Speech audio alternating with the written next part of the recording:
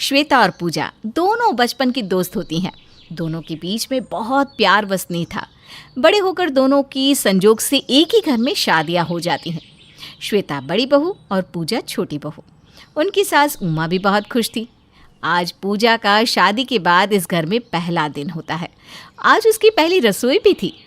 पूजा थोड़ी डरी हुई थी क्योंकि उसे खाना अच्छे से बनाना नहीं आता था। तभी श्वेता भी रसोई में आ जाती है और कहती है, मैं यहाँ सबकी नज़रों से बचती हुई आ रही हूँ। मुझे तो डर लग रहा था कहीं कोई देख ना ले।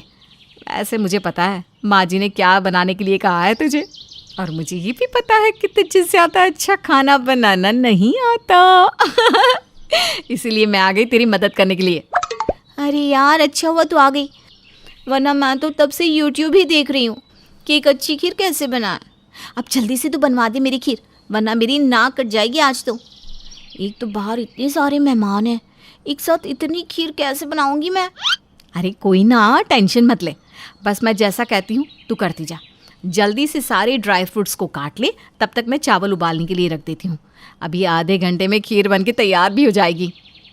ठीक है, जैसा तू कहती है वैसा करती हूँ, बस खीर अच्छी होनी चाहिए। शगुन में जो भी मिलेगा आधा तुझे भी दे दूंगी, तू भी क्या याद रखेगी। अच्छा जी, ज़्यादा कुछ मत दियो, बस मुझे एक अच्छी सी साड़ी दे दियो, मैं उसी में खुश हो जाऊंगी। कुछ ही देर में खीर बनकर तैयार हो जाती है। पूजा सबको खीर देती है और सबको खीर बहुत पसंद आती है। सब लोग बहुत तारीफ़ करते हैं। कुछ दिन बीत जाते हैं। एक दिन उमा के पड़ोस के घर में उनकी बहुओं की लड़ाई हो रही होती है।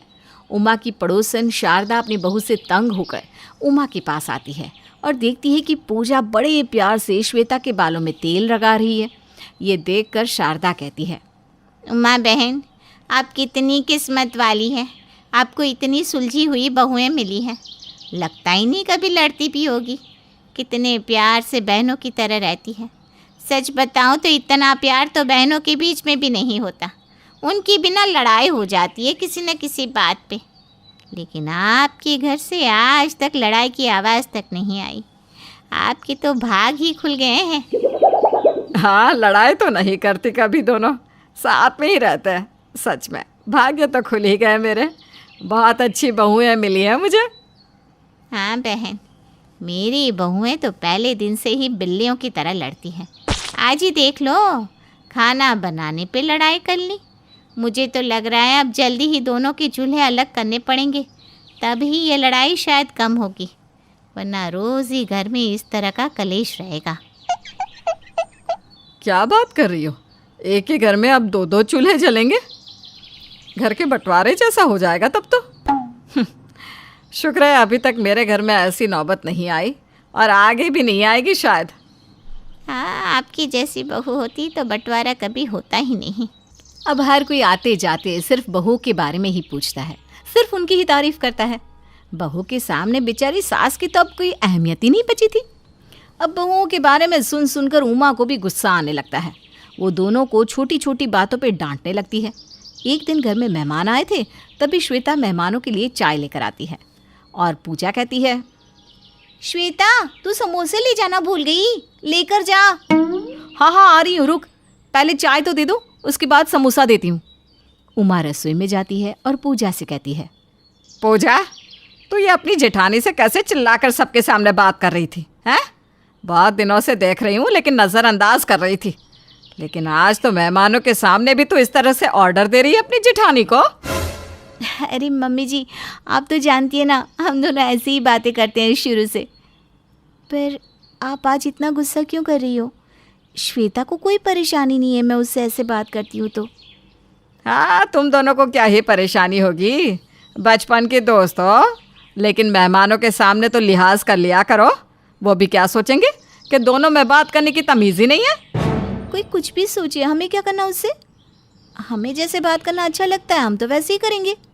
अब ऐसे ही एक बार उमा के भाई के घर पे कोई पूजा होती है, तो वे लोग उनकी दोनों बहू, बेटों और उमा को बुलाते हैं ताकि काम में थोड़ी मदद हो जाए।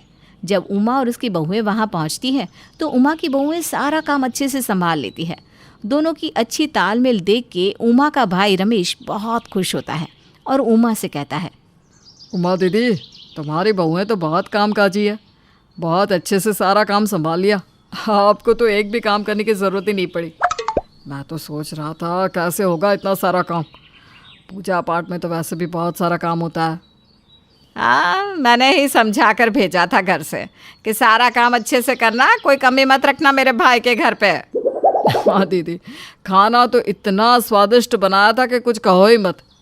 बहू ने तो आपके खाने को भी मात दे दिया दीदी।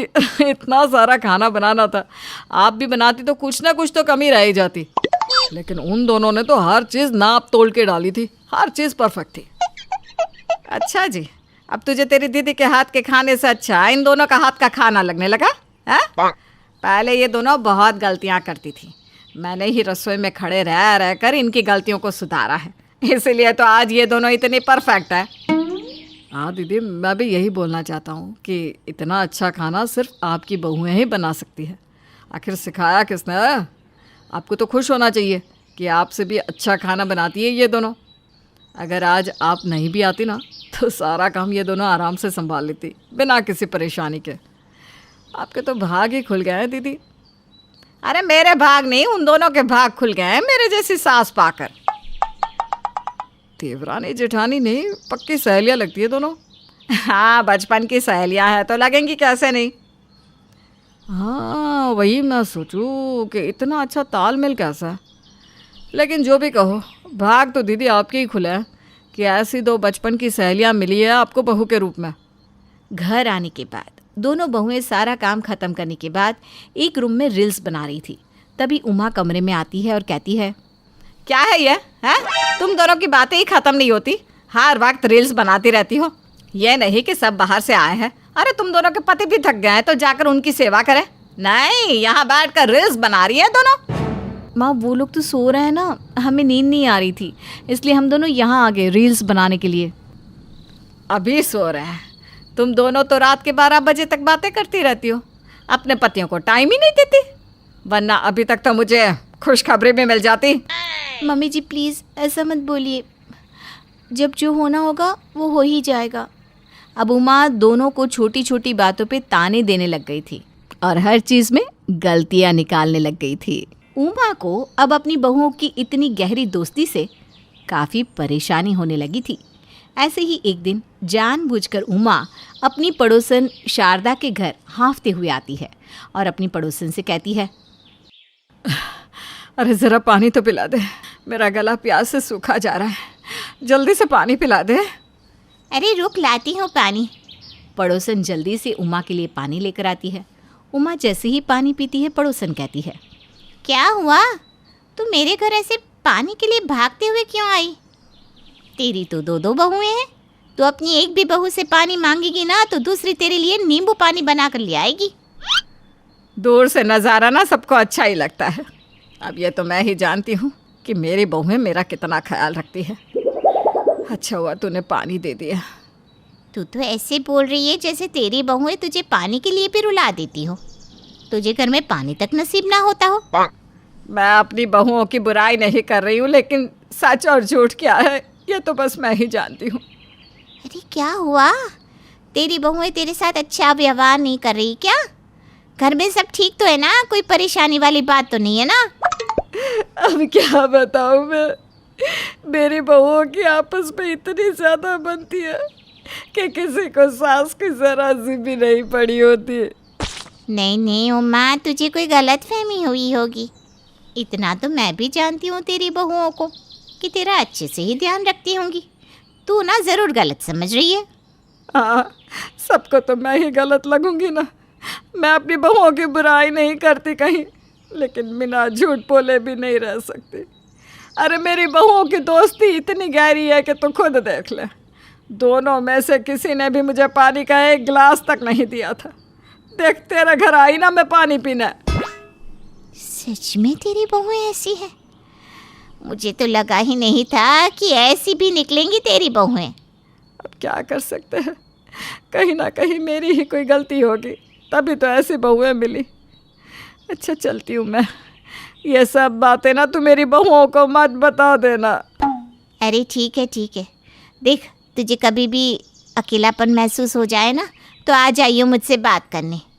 उमा अब जहाँ जाती वहाँ बस अपनी बहुओं की बुराई करने लग जाती। जिसके बाद उमा की बहुओं को लोगों से ताने सुनने को मिलते हैं। लेकिन अभी तक उन दोनों को ये नहीं पता चल पा रहा था कि आखिर उन्हें ताने क्यों मिल रहे हैं। ऐसे ही कुछ दिन बाद श्वेता चाय बना रही होती है, लेकिन चीनी खत्म हो जाती है। तो श्वेता पूजा से कहती है, अरे पूजा, चीनी ख़त्म हो गई है, मैं ज़रा अनीता आंटी के घर से थोड़ी चीनी लेकर आती हूँ। तू तब तक चाय बनाने मत लग जाना, शाम को हम दोनों मार्केट जाकर ले आएंगे सारा सामान। ठीक है। श्वेता अपने पड़ोस में रहने वाली अनीता के घर जाती है, जहाँ शारदा भी बैठी होती है। श्वेता कहती है, अरे आप दोनों एक साथ ही यहाँ बैठी हो। नमस्ते शारदा आंटी। नमस्ते अनीता आंटी। नमस्ते बेटा, यहाँ कैसे आना हुआ? वो आंटी ना, चीनी ख़त्म हो गई है, मैं अभी चाय बनाने जा रही थी तो आपसे थोड़ी चीनी लेने आ गई। शाम को हम मार्केट जाएंगे ना, मैं और पूजा, तब वापस आपको दे दूँगी। क्या बहू, इसमें भी कोई देने वाली बात है क्या? वैसे श्वेता बहू, कभी चाय पानी अपनी सास को भी पिला दिया कर, आखिर वो भी तो तेरी सास है। क्या मतलब है आंटी आपका? मैं कुछ समझी नहीं, आप क्या कहना चाहती हैं? मैं तो बस यही कहना चाहती हूँ कि तुम दोनों बचपन की सहेलियों के चक्कर में बेचारी हमारी सहेली उमा रह जाती है, उसको तो कोई पूछता ही नहीं। अरे नहीं आंटी जी, ऐसा तो बिल्कुल नहीं है, हम तो अपनी सास का अच्छे से ध्यान रखते हैं। वैसे श्वेता बहू, बुरा न माने तो मैं भी एक बात कहना चाहूँगी कि अब तुम दोनों कोई सहेलियाँ नहीं हो, अब तुम दोनों देवरानी जिठानी हो, तो वैसे ही रहो।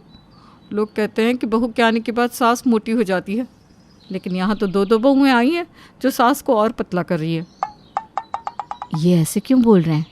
हम दोनों तो अपनी सास का इतना ज़्यादा ख्याल रखते हैं, कभी कोई शिकायत का मौका भी नहीं देते, फिर ये दोनों ऐसे क्यों कह रही हैं?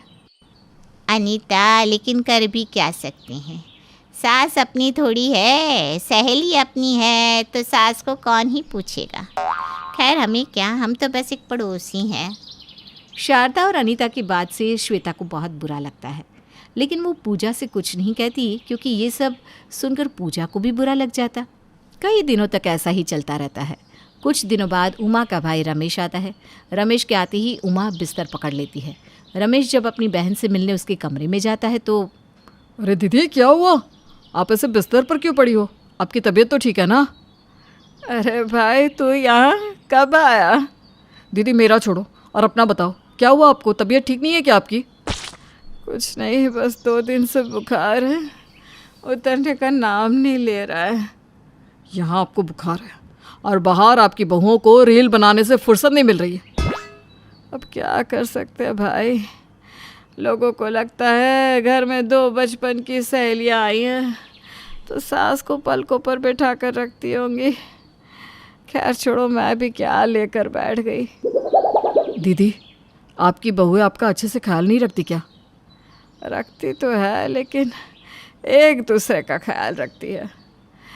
वैसे ना, मुझे अब ऐसे ही रहने की आदत हो गई है, ऐसे ही खुश हूँ मैं। बस मेरे घर में कोई कलेश नहीं होता, यही बड़ी बात है। अपनी बहन की बात सुनने के बाद रमेश को गुस्सा आ जाता है। वो बाहर जाता है और दोनों बहुओं को बुलाता है। बहुओं, तुम दोनों को शर्म नहीं आती क्या? मैं तुम दोनों को कितनी अच्छी बहुएं समझता था, लेकिन तुम दोनों ऐसे निकलोगी, इस बात की तो बिल्कुल भी उम्मीद नहीं थी मुझे। मामा जी, हमने ऐसा क्या कर दिया जो आप हमें इतना सुना रहे हो? शर्म नाम की चीज़ तो बची ही नहीं दोनों में। अब भी कैसे बेशर्मों की तरह खड़ी हो और मुझसे पूछ रही हो कि क्या कर दिया ऐसा? अरे जानते हैं हम कि तुम दोनों बचपन की सहेलियां हो, लेकिन घर में सास भी है, पता है ना तुम दोनों को?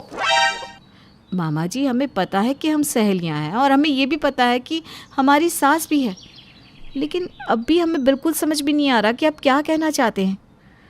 देखो, मैं बस यही कहना चाहता हूँ कि अब तुम दोनों की ही शादी हो चुकी है। अब तुम दोनों देवरानी जेठानी हो तो वैसा ही बर्ताव करो, यह नहीं कि हर जगह बचपन की सहेलियों की तरह खी करती रहो। रमेश को इतना गुस्सा आ रहा था कि वो अपनी बात करके जल्दी से वहाँ से चला जाता है। रमेश के जाने के बाद उमा अपने कमरे से निकलती है और सोफे पर बैठ जाती है। माँ जी, हमें अच्छे से पता है कि आप ही हर जगह हमारी बुराई कर रही हो। इससे पहले भी मुझे शारदा आंटी और अनीता आंटी ने काफ़ी सुनाया था, और मुझे भी वो दुकान वाले भैया ने। लेकिन हम बस आपसे यही कहना चाहते हैं कि हमें पता है कि हम देवरानी जेठानी हैं, लेकिन हम जब एक साथ रहते हैं तो बचपन की सहेलियों की तरह ही रहते हैं। हम आपकी इज्जत भी बहुत करते हैं और ध्यान भी बहुत रखते हैं, इसलिए बस हम यही कहना चाहते हैं, जिसको जो समझना है समझे। हम जैसे हैं वैसे ही रहेंगे। उमा की इतनी कोशिशों के बाद भी उन दोनों में कुछ बदलाव नहीं आता। अब तो उमा को ही आदत हो जाती है। क्या कह रही है यार, तू अमेरिका जा रही है? मुझे तो यकीन ही नहीं हो रहा। हाँ, अगले हफ्ते मैं अपने पति के साथ जा रही हूँ। अच्छा, अब मैं चलती हूँ। तू तो जानती है अमेरिका जाने से पहले कितनी तैयारी करनी पड़ती है। खैर, अब वापस इंडिया आने के बाद तुझसे मिलूंगी। बाय। मीना के जाते ही रीता चिढ़कर कहती है, बड़ी आई अमेरिका जाने वाली। अमेरिका वीजा क्या लग गया, इसके तो पर निकल आए हैं, जैसे कि अमेरिका इसके पिताजी का हो। मैं भी अमेरिका जा सकती हूँ। अगले दिन। अरे क्या अमेरिका? अरे भाग्यवान, मैं कभी अमृतसर भी नहीं गया और तुम मुझसे अमेरिका जाने की बात कर रही हो। अरे मीना का पति अमेरिका की कंपनी में नौकरी करता है, इसलिए वो उसे अपने साथ ले जा रहा है। भाई, मैं तो एक पकौड़े वाला हूँ, सुबह से शाम दुकान में पकौड़े तलता रहता हूँ। अरे तो किस किताब में लिखा है कि पकौड़े वाला अमेरिका नहीं जा सकता? अरे तुम्हारा तो हिसाब कम अक्ल, तनख्वाह बढ़ाओ, ऐसा है। तुम्हारा कुछ नहीं हो सकता। मैं चलता हूँ। नितिन के जाते ही रीता टीवी देखने लगती है। क्या आप निराश हैं, उदास हैं, अपनी जिंदगी से हताश हैं? क्या आप भी अपनी सहेलियों के साथ अमेरिका जाना चाहती हैं? तो हम आपको अमेरिका भेजेंगे। बिना देर किए चले आइए। हमारा पता है गोलमाल चौक, परोठे वाली गली, चंदू किराना दुकान के पीछे। कल ही इस पते पर जाती हूँ। अगले दिन रीता अमेरिका जाओ के ऑफिस में पहुंचती है। वहां पहले से ही बहुत औरतें बैठी होती है। अरे बाप रे, इतनी सारी औरतें, इन सबको अमेरिका जाना है क्या? तभी रीता की नजर अपनी नौकरानी शांताबाई पर पड़ती है। अरे शांताबाई, तू यहाँ क्या कर रही है? मैम साहब, मैं भी अमेरिका जाना चाहती हूँ। अरे तू अमेरिका जाकर क्या करेगी? मैंने सुना है अमेरिका में काम करने वाली बाई को यहाँ के मुकाबले 10 गुना ज्यादा तनख्वाह मिलती है, इसलिए अब तो मैं अमेरिका जाकर ही काम करूंगी। तभी वहां मैनेजर जैक आता है।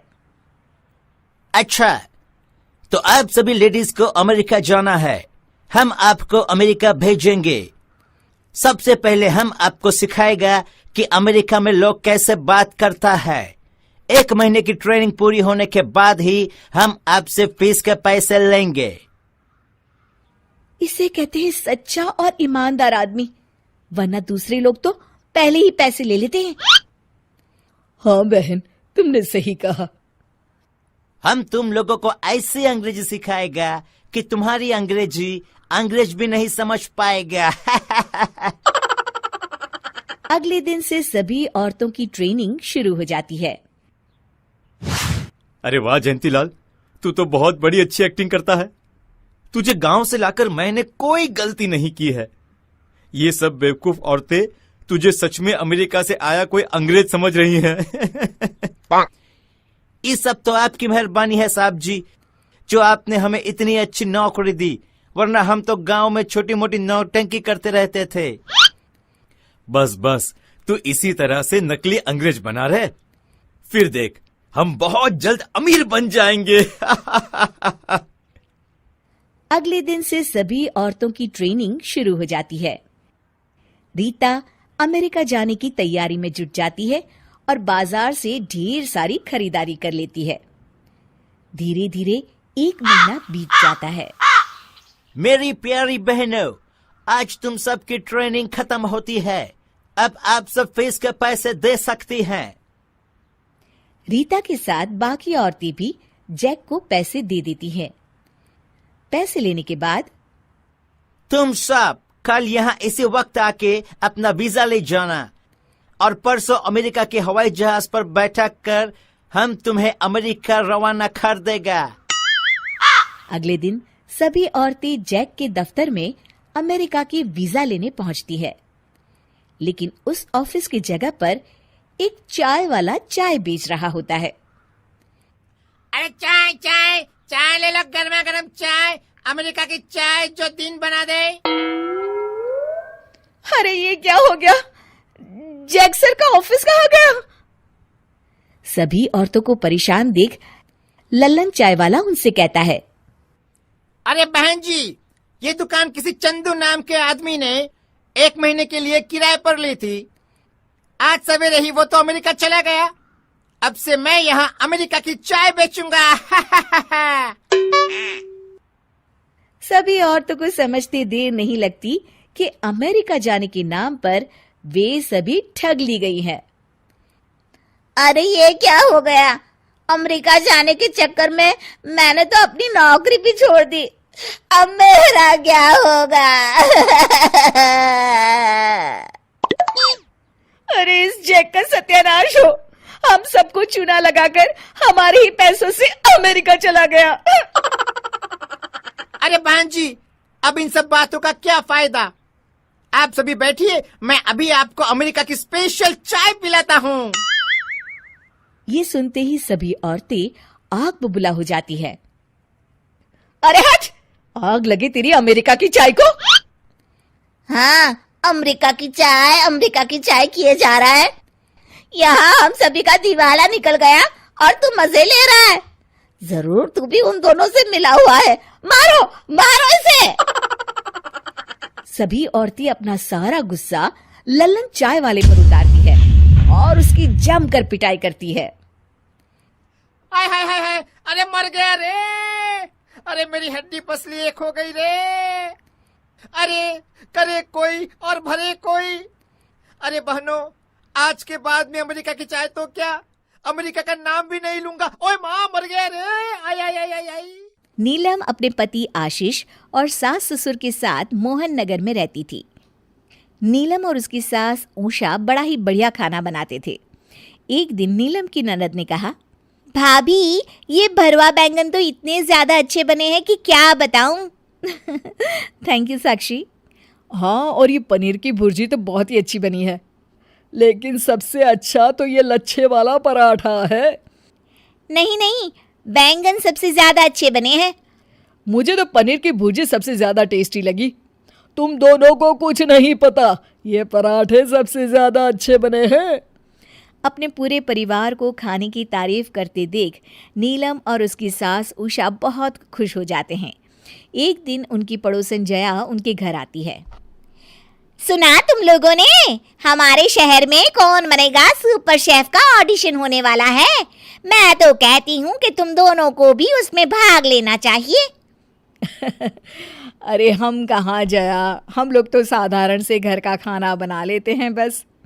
बात साधारण सा खाना बनाने की नहीं है, खाने में स्वाद की है, जो तुम दोनों के हाथों में है। 2 हफ्ते हैं अभी भी, तुम लोग चाहो तो तैयारी कर सकते हो। मम्मी जी, ऑडिशन देने में तो कोई बुराई नहीं है। हाँ, वो तुमको 3 डिश बनाने को कहेंगे। तुम अभी से ही उनकी तैयारियां शुरू कर दो, और चखना चखाना हो तो मुझे जरूर याद कर लेना। नीलम और उषा अब ऑडिशन की तैयारी में जुट जाते हैं और उन दोनों के ही बीच प्रतियोगिता शुरू हो जाती है। रात में जब सब लोग खाने बैठते हैं तो आशीष देखता है कि खाने की डेकोरेशन बड़े ही अच्छे तरीके से हुई है। अरे वाह, आज तो खाना दिखने में भी बहुत अच्छा लग रहा है, पर इस सब की क्या ज़रूरत थी? मम्मी जी और मैं कौन बनेगा सुपर शेफ की तैयारी कर रहे हैं आशीष। हाँ, पर इतना सारा खाना? हाँ, ये सब तुम लोगों के लिए है। तुम लोग चख के बताओ कि क्या ज़्यादा अच्छा बना है। अरे भाई, हम लोग जज थोड़े हैं, हमें तो तुम दोनों के ही हाथों का खाना बहुत पसंद है।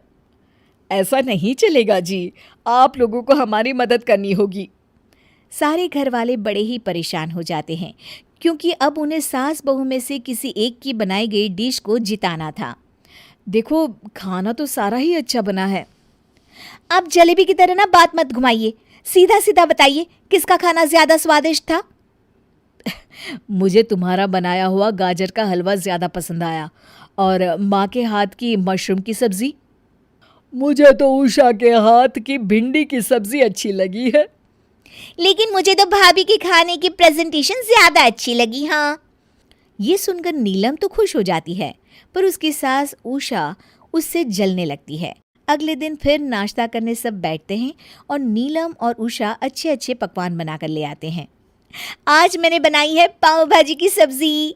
और मैंने बनाए हैं ब्रेड रोल्स। सब लोग इतना तला हुआ खाना देखकर चौंक जाते हैं। अरे आप लोगों ने कल ही तो इतना हैवी खाना बनाया था, सुबह तो कुछ हल्का फुल्का बना लेते ना। नहीं नहीं जी, हमारी प्रैक्टिस चल रही है, इसलिए जो बना है वही खाओ और बताओ कि कैसा बना है। मुझे तो कोई प्रॉब्लम नहीं है, इतना टेस्टी खाना जो रोज खाने को मिल रहा है। अब रोज की यही कहानी थी। नीलम और उषा कुछ न कुछ बनाती ही रहती थी और सबको खिलाती ही रहती थी। अरे मुझे नहीं खाना नीलम, कल मम्मी ने भी यही बनाया था, तुम प्लीज आज खिचड़ी बना दो ना थोड़ी सी। नहीं जी, पहले आप बताइए ये मूंग की दाल का हलवा मम्मी जी के हलवे से ज्यादा अच्छा बना है या नहीं। नीलम की सास उषा ये सुन लेती है। अरे वाह बहू वाह, तू तो ऑडिशन के चक्कर में अपनी सास से ही मुकाबला करने लगी है। और नहीं तो क्या मम्मी जी, आपके भी चेहरे की जलन देखी है मैंने जब मेरे खाने की तारीफ हो रही होती है। मुकाबला तो आप भी कर रही हैं ना। अरे देख बहू, तुझे ये सब सिखाया तो मैंने ही ना, वरना तुझे कौन सा कुछ आता था। इसलिए मैं तो कहूंगी कि तू ऑडिशन देने भी मत जा, मैं ही जाऊंगी ऑडिशन देने को। ना जी ना, मैं भी जाऊंगी, क्योंकि आपसे ज्यादा अच्छा खाना अब मैं बना लेती हूँ। देखती हूँ मुझे कौन रोकता है ऑडिशन देने से। नीलम और उषा में बहस छिड़ जाती है। तभी साक्षी के चिल्लाने की आवाज आती है। सभी घर वाले साक्षी के कमरे में जाते हैं। क्या हुआ साक्षी? हाँ साक्षी, इतना क्यों चिल्ला रही हो? तबीयत तो ठीक है ना? पता नहीं पापा, कल रात से पेट में इतना दर्द हो रहा है, क्या बताऊं, उल्टी भी हो गई 2-3 बार। साक्षी की हालत देखकर आशीष डॉक्टर को फोन करता है। आपने कुछ बाहर का खाया था क्या? अरे बाहर का तो नहीं, पर 1 हफ्ते से 3 टाइम बाहर जैसा ही खाना खा रही हूँ मैं। क्या मतलब? मतलब कि छोले भटूरे, पाव भाजी, पनीर, मशरूम, ब्रेड पकौड़ा। हाँ डॉक्टर साहब, पिछले 1 हफ्ते से हमारा घर हलवाई की दुकान बना हुआ है, क्योंकि मेरी पत्नी और माँ को कौन बनेगा सुपर शेफ के ऑडिशन की तैयारी करनी थी। ये तो बहुत ही गलत बात है। आप लोग इतना ज़्यादा हैवी खाना रोज़ खाएंगे तो बीमारी पड़ेंगे ना। ये दवाई लिख के दे रहा हूँ, ख्याल रखिएगा। साक्षी दर्द से चिल्ला रही होती है और नीलम और उषा को ये देखकर बड़ी ही शर्मिंदगी महसूस हो रही होती है। तुम दोनों की अब यही सजा है कि तुम दोनों ही ऑडिशन देने नहीं जाओगी और अगले 1 महीने तक कुछ भी हैवी डिश इस घर में नहीं बनाओगी।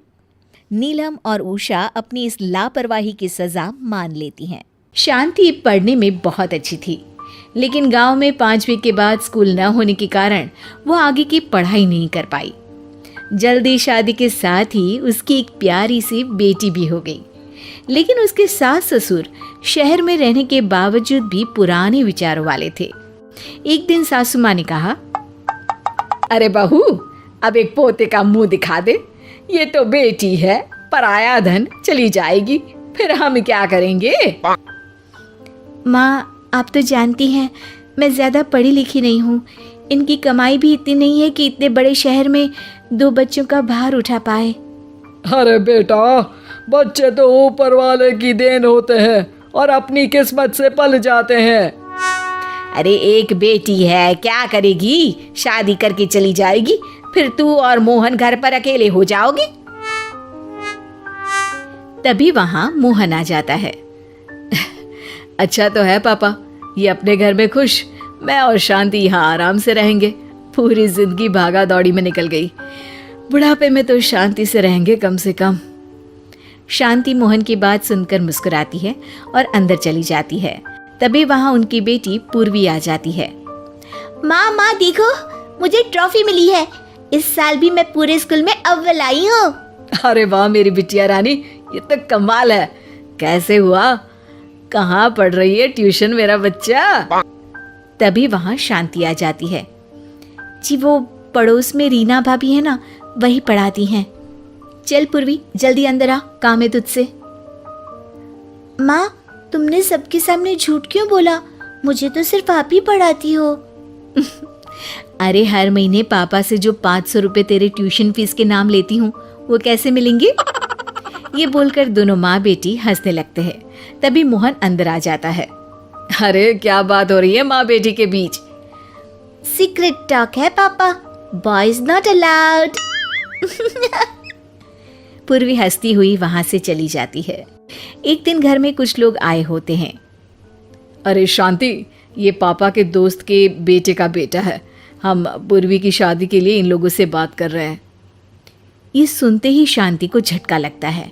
शांति सबको नमस्ते करती है और कहती है, आप लोग हमें माफ़ करिएगा, हम लोगों का अभी पूर्वी की शादी का कोई विचार नहीं है। हम उसकी शादी 10 साल बाद करेंगे। तब तक आपका बेटा भी कुछ बन गया होगा तो सोचा जाएगा। मोहन को शांति की बात पर गुस्सा आता है। शांति, ये क्या बकवास कर रही हो? पूरे 18 साल की हो रही है पूर्वी, उसकी शादी करनी है कि नहीं? तुम्हारी हर बात पर हाँ में हाँ नहीं मिलाऊंगा मैं। घर आए सभी मेहमान वहां से चले जाते हैं। आए हाय, बड़ी आई, खुद 5वीं पास है और सलाह और फैसले तो ऐसे दे रही है जैसे सुप्रीम कोर्ट की जज हो।